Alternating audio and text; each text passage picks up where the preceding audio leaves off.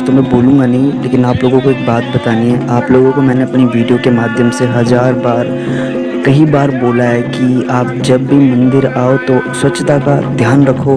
अगर आपके घर में कोई आप उन नियम कानून का उल्लंघन मत करिए, क्योंकि खुद आप पाप के भागीदारी बन रहे हैं। और मंदिर आके आप माता से अगर ये मांगते कि हमारे कष्टों का निवारण करें, तो आप ये बताइए, अगर आप अशुद्ध में मंदिर आएंगे तो आपके कष्टों का निवारण कहाँ से होगा। मैं बस यही बोलूँगा, जब आप अशुद्ध में हो, जैसे हमारी जितनी भी माता बहनें जो उनका मंथली मासिक धर्म होता है, उस चीज़ में भी आप परहेज करिए, मंदिर मत आइए। 7 दिन का भेद होता है। जब आपके घर में किसी की डिलीवरी होती है तो 11-21 दिन का भेद होता है। कोई घर में मरता है तो 13 दिन का भेद होता है। ऐसे बहुत सारे हैं। आप इस चीज़ का ध्यान रखिए और उसके पश्चात मंदिर आइए। आप ऐसे मत आइए। आप देख सकते हो मंदिर आके फिर क्या होता है, वहाँ की जितनी भी पवित्रता होती है वो आप लोगों की वजह से अशुद्ध हो जाती है।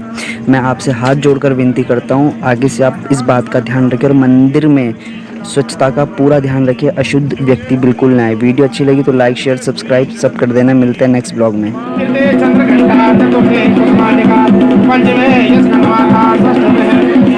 सप्तमे काल रात्रि अष्टमे महागौरी नवमे सिद्धात्री नमो ज्योतपुरी नमो ज्योतपुरी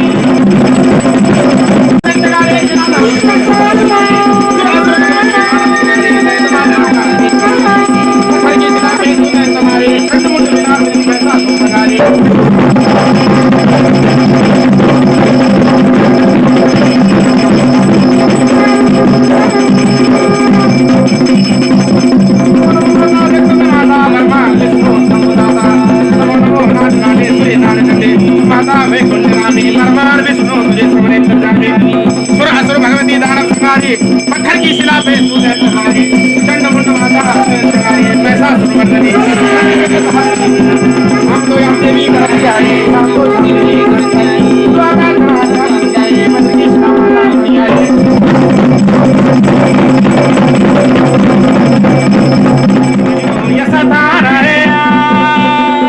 माता तो रासू का